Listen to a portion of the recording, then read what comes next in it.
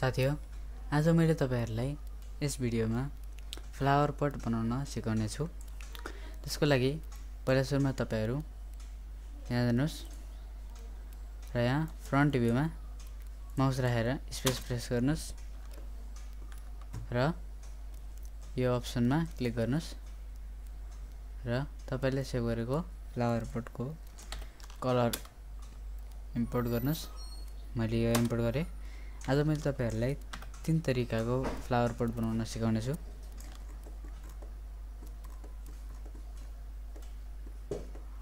अब चाहिँ यसलाई सिलेक्ट गरेर च्यानल बक्समा गएर सिलेक्ट गरेर मात्रै यो क्लिक गर्नुस्। त्यसपछि यसलाई डबल क्लिक गरेर 1 लेखे मैले। त्यसपछि सेभ। ओके ए सेभ। त्यसपछि यसलाई यहाँबाट आर मा ल्याएर छोडिदिनुस्। यसलाई हामीले अब सिलेक्ट गर्न मिल्दैन। त्यसपछि अब अझै अर्को पिक्चर इम्पोर्ट गर्छु।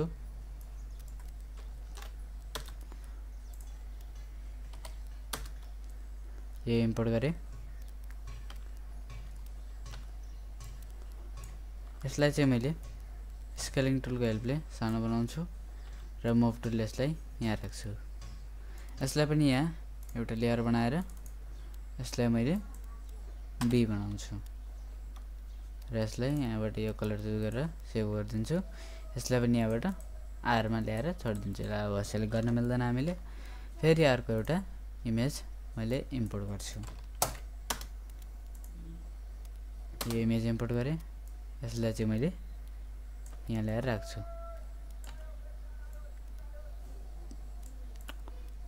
अब चाहिँ हामीले यो इमेजबाट सुरु गरौँ।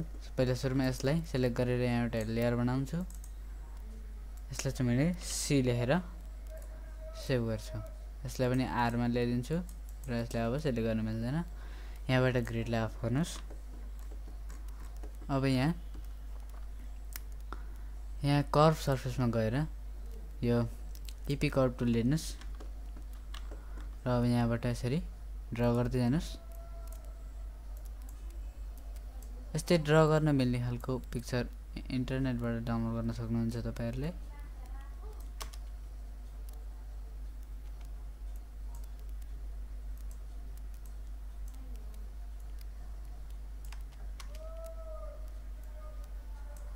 यसरी टिपी कर्भ टुलको हेल्पले यसरी ड्रा गर्नुस्।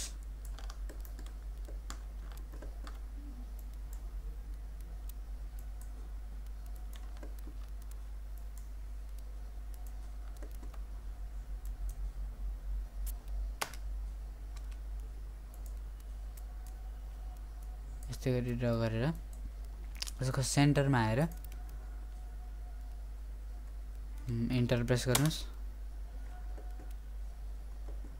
अब यसलाई सिलेक्ट गरेर सर्फेसमा गएर रिभल्भ गर्नुस्। Sorry control Z.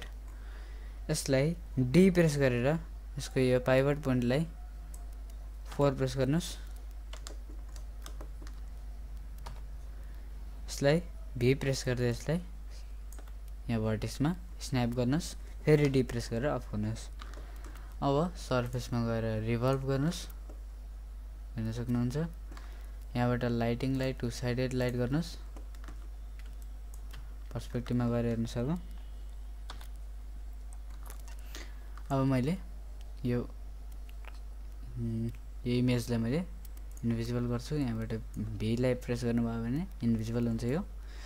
अब यसलाई मात्र सिलेक्ट गरेर यसलाई यता लिएर जान्छु र अब यसलाई केही एडिट गर्नु छ भने यसलाई सिलेक्ट गरेर राइट क्लिक कन्ट्रोल भर्टेक्समा गएर यहाँबाट यसलाई एडिट गर्न सक्नुहुन्छ। यस्तै गरेर कन्ट्रोल जेड। मैले यसरी हामीले यसरी एडिट गर्न सकिन्छ। यसलाई मैले यतिकै राखेँ। राइट क्लिक अब्जेक्टमा र अब यसलाई डिलिट गर्नुस्। यसलाई अब हामीले राइट क्लिक गर्दै यहाँ फेस मोडमा जान मिल्दैन, भर्टेक्स मोडमा जान मिल्दैन, तर यहाँ कन्ट्रोल भर्टेक्स भन्ने छ। त्यसैले अब यसलाई सिलेक्ट गरेर यो अहिले कर्भबाट बनेको छ। त्यसैले यसलाई हामीले पोलिगनमा कन्भर्ट गर्नुपर्ने हुन्छ। मोडिफाईमा गएर कन्भर्टमा गएर नब्स टु पोलिगन जानुस्। त्यसपछि यो पोलिगनलाई सिलेक्ट अटोमेटिकली गर्छ। यसलाई यता लिएर जानुस्। अब देख्न सक्नुहुन्छ बल्ल अब यसलाई एज मोड भर्टेक्स सबैमा जान मिल्छ। एउटा त बन्यो अब हाम्रो। अब फेरि फ्रन्ट भ्यूमा गएर मैले अर्को यो बनाउँछु। फेरि यहाँ गएर इपी कर्व टुल लिन्छु र यहाँबाट यसरी ड्रा गर्छु।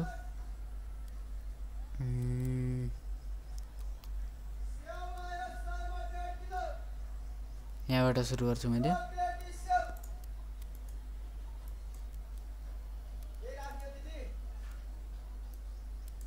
यस्तै गरेर ड्रा गर्दै जान्छु।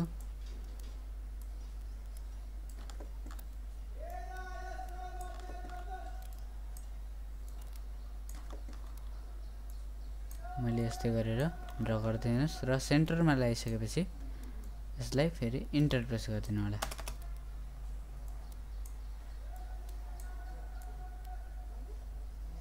इन्टर प्रेस गरेपछि यसको पाइभट पनि यहाँ छ देख्न सक्नुहुन्छ। फेरि डी प्रेस गर्नुस्। भी प्रेस गर्दै यसलाई स्न्याप गर्नुस् र यो भर्टेक्समा आएर यो स्न्याप हुन्छ। फेरि डी प्रेस गरेर यसलाई अफ गर्नुस्। अब चाहिँ यसलाई सर्फेसमा गएर रिभल्भ गर्नुस्। पर्सपेक्टिभमा गएर हेर्नुस्। यो प्लेनलाई पनि मैले इन्भिजिबल गर्छु हेर्न सक्नुहुन्छ। यो यसलाई सिलेक्ट गरेर यसलाई यता लिएर आउँछु। यहाँबाट पोलिगनमा गएर सेन्टर पाइभट देख्न सक्नुहुन्छ। अब हाम्रो अर्को पट पनि बनिसकेको छ।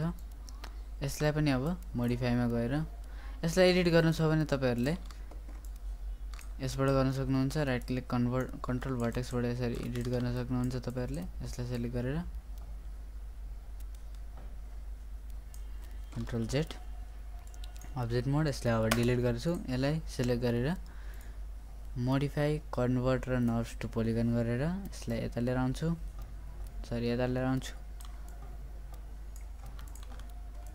हाम्रो अर्को पनि पट बनिसक्यो र अब लास्ट यो पटलाई बनाउन बाँकी रहेको छ। अब यसलाई पनि फ्रन्ट भ्यूमा गएर इपी कर्व टुल गएर यहाँबाट यसरी यसलाई पनि ड्रा गर्नु होला।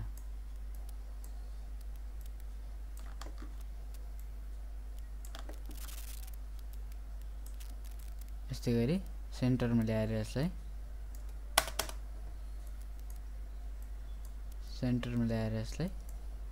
इन्टर प्रेस गर्नु होला। इन्टर। त्यसपछि यसको पाइभट पोइन्ट हेर्नुस् कहाँ छ, यता छ। डी प्रेस गर्नुस् र भी प्रेस गर्दै यसलाई स्न्याप गर्नुस्। जुम इन गरेर हेर्नुस् यो यहाँ आइसकेको छ।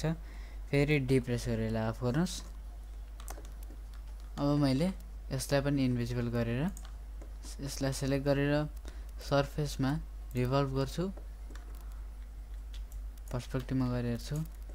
यसलाई मुभ टुलको हेल्पले पोलिगनमा गएर सेन्टर पाइभट यसलाई यता लिएर आउँछु। यसलाई पनि केही मोडिफाई गर्नु छ भने यसलाई राइट क्लिक कन्ट्रोल भर्टेक्समा गएर मोडिफाई गर्न सक्नुहुन्छ। Control Z right click object mode यसलाई सिलेक्ट गरेर डिलिट गर्छु। यसलाई सिलेक्ट गरेर modify convert NURBS to polygon गरेर यसलाई यता लिएर आउँछु। यहाँबाट सेन्टर पाइभट गर्न सक्नुहुन्छ। अब देख्न सक्नुहुन्छ हाम्रो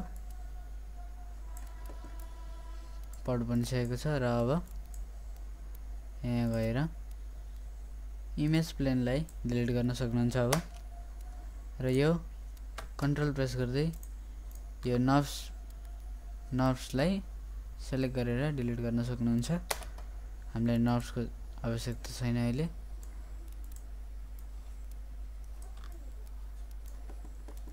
र अब यहाँको इन तीनटालाई सिलेक्ट गरेर हिस्ट्री डिलिट गर्नु। त्यसपछि अब डिलिट लेयर यसमा पनि राइट क्लिक डिलिट लेयर सबैलाई यो डिलिट लेयर गरिदिनुस् किनकि हाम्रो प्लेनलाई हामीले डिलिट गरिसकेका छौं ग्रिड अन गर्न सक्नुहुन्छ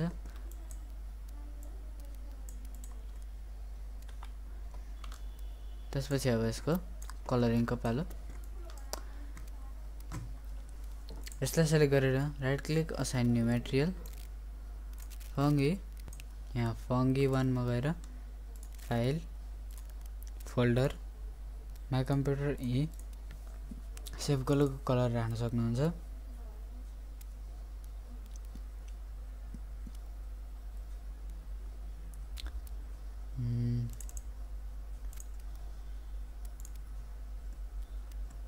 नभए तपाईहरुले यसलाई सेलेक्ट गरेर right click assign new material fungi यहाँबाट पनि कलर राख्न सक्नुहुन्छ रेडलाई अलिकति कम गरेर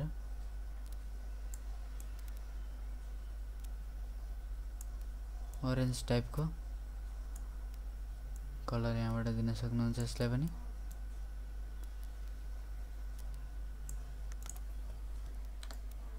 यसरी दिन सक्नुहुन्छ यसलाई पनि right click assign new material fungi र यहाँबाट मैले एउटा कलर चुज गर्छु यसलाई पनि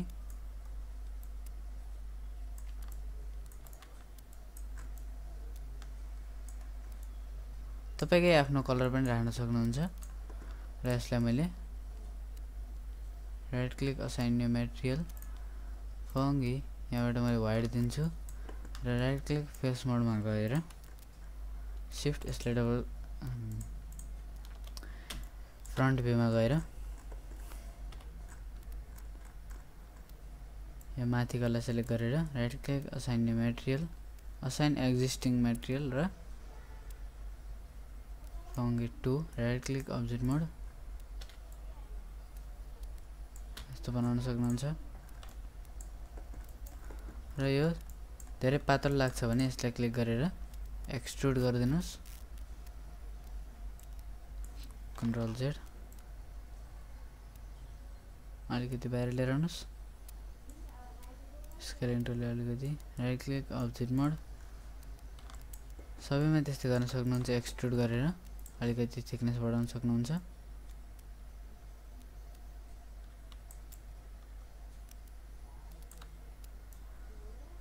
यति थिकनेस दिएर मैले राइट क्लिक अब्जेक्ट मोड गर्छु यसलाई पनि एक्सट्रुड गरेर अलिकति थिकनेस दिन्छु